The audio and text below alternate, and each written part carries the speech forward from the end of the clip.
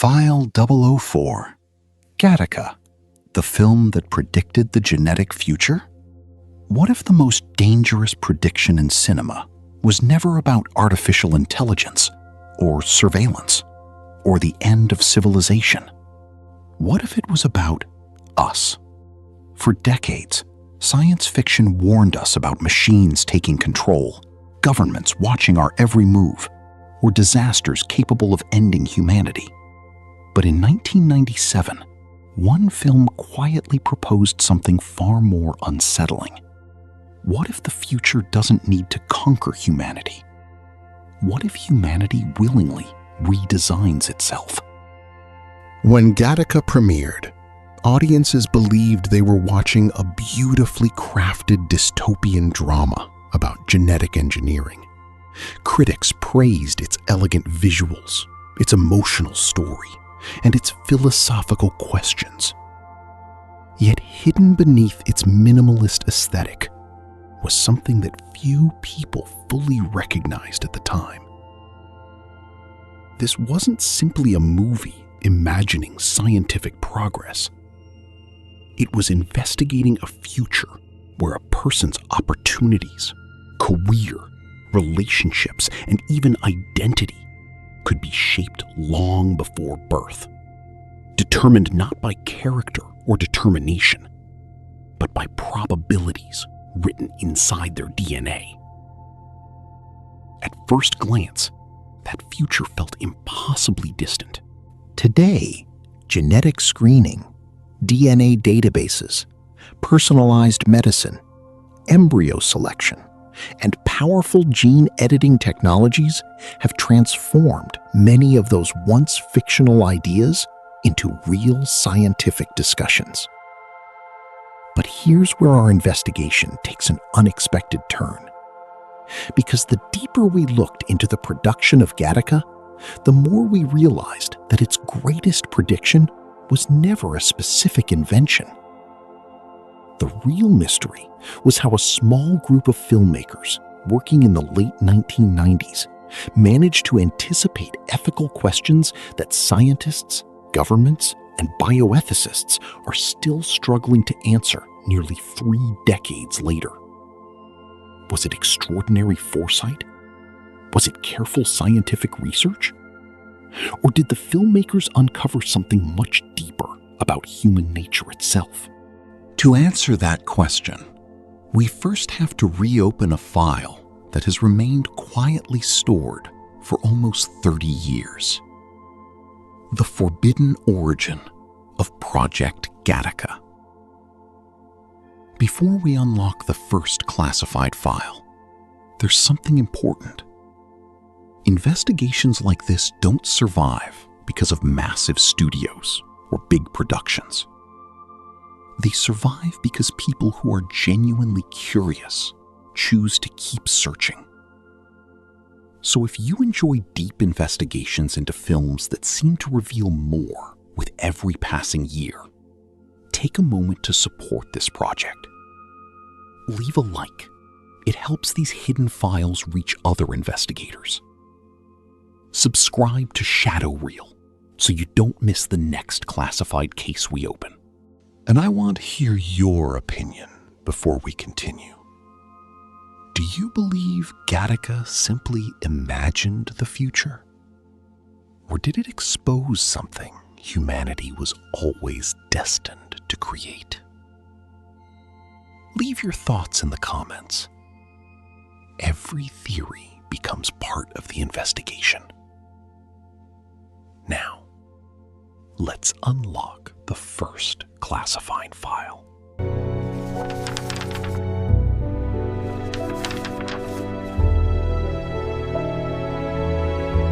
The first document inside the Gattaca file doesn't begin in a laboratory.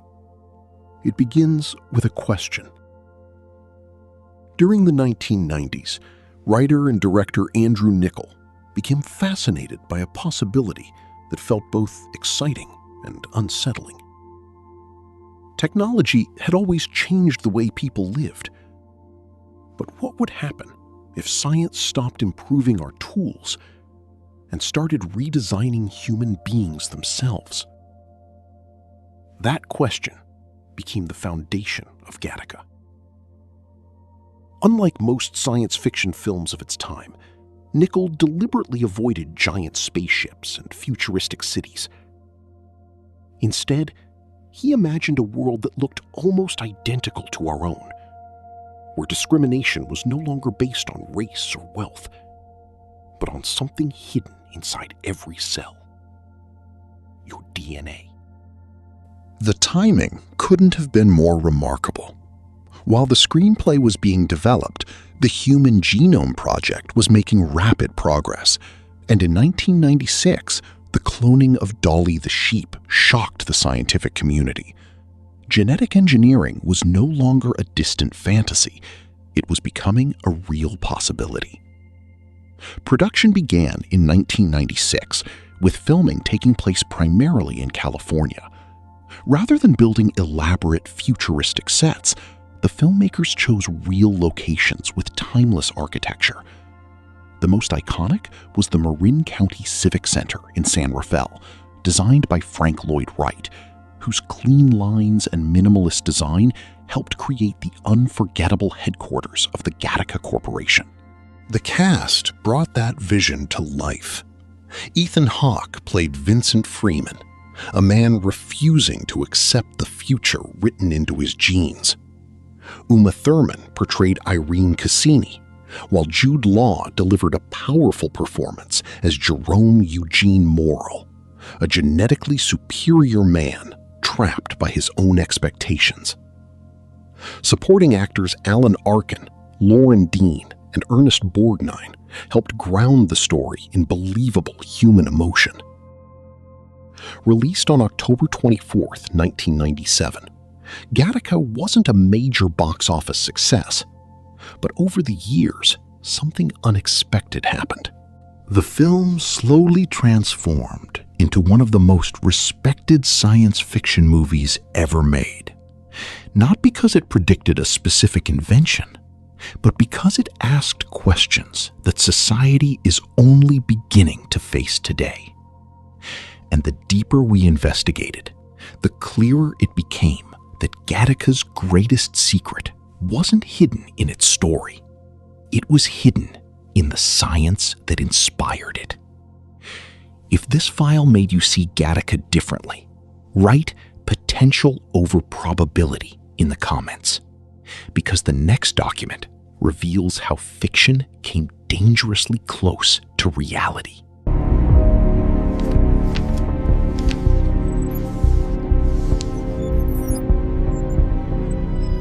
The second document inside the Gattaca file contains no special effects, only science. When Gattaca was released in 1997, the idea of selecting embryos, predicting diseases through DNA, or editing human genes still sounded like distant science fiction.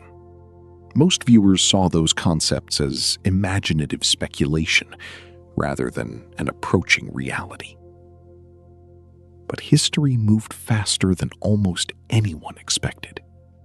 Just a few years after the film's release, the Human Genome Project successfully mapped the first complete human genome, opening the door to a new era of genetic research.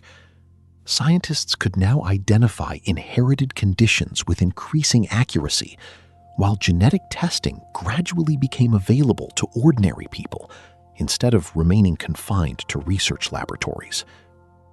Then came an even greater turning point. In 2012, researchers introduced CRISPR, a revolutionary gene editing technology capable of modifying DNA with a precision that earlier generations of scientists could barely imagine. Suddenly, the ethical questions raised by Gattaca no longer belonged only to cinema. They belonged to reality. Today, prospective parents can screen embryos for certain inherited diseases during IVF procedures. Millions of people have taken commercial DNA tests to discover their ancestry or assess potential health risks. Personalized medicine is becoming increasingly common, allowing treatments to be adapted to a patient's genetic profile. None of these advances mean we are living inside Gattaca, but they do reveal something remarkable. The film never claimed that genetic technology itself was evil.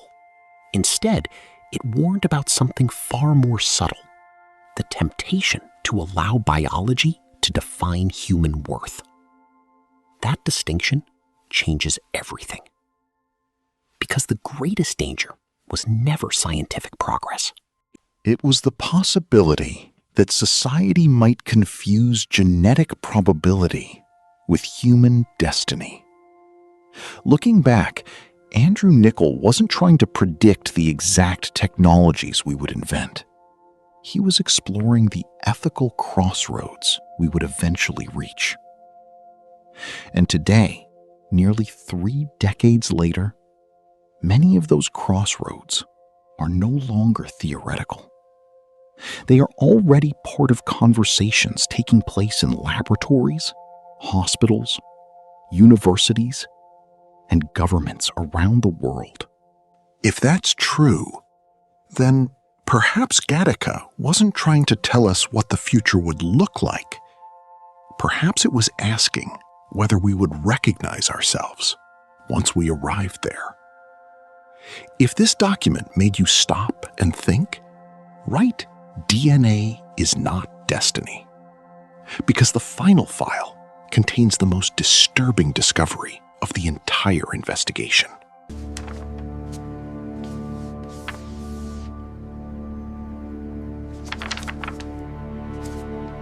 The final document inside the Gattaca file contains no laboratory reports, no DNA samples, no scientific breakthroughs.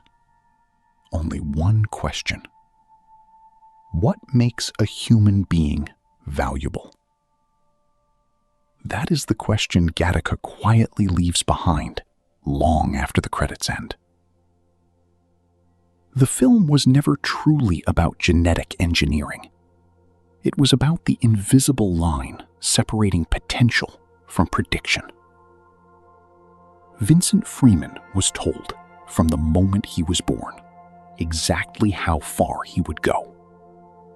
His DNA suggested a weak heart, a shorter life expectancy, and little chance of success. Yet, every achievement in his life came from something no genetic test could measure: choice, determination, hope.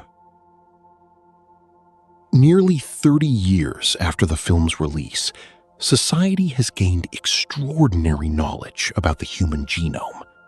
Scientists can identify risks earlier than ever before. Medicine is becoming more precise. Treatments are becoming more personal. These advances have the power to improve countless lives. But Gattaca reminds us that knowledge and wisdom are not always the same thing. The danger was never learning more about our genes.